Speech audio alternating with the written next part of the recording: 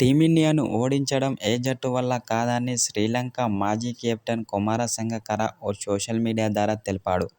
ఎందుకంటే టీమిండియాలో బ్యాటింగ్లోనూ, అటు బౌలింగ్లోనూ, ఫీల్డింగ్లోనూ చాలా అద్భుతంగా రాణిస్తున్నారు. కాబట్టి ఇప్పుడున్న ఫామ్‌లో టీమిండియాను ఓడించాలంటే చాలా కష్టమని కుమార సంగక్కర పేర్కొన్నాడు. అలాగే టీమిండియా బౌలింగ్ చాలా పటిష్టంగా కనిపిస్తుంది. ముఖ్యంగా జస్ప్రీత్ బుమ్రా, మొహమ్మద్ సిరాజ్ చాలా అద్భుతంగా బౌలింగ్ చేస్తూ టీమిండియా విజయంలో కీలక పాత్ర పోషిస్తున్నారు. అలాగే బ్యాటింగ్‌లో చూసుకున్నట్లయితే యశస్వి జైస్వాల్, రోహిత్ శర్మ, విరాట్ కోహ్లీ, శుభ్మన్ గిల్, రిషభ్ పంత్ చాలా అద్భుతంగా బ్యాటింగ్ చేస్తూ మంచి ఫామ్‌లో ఉన్నారు.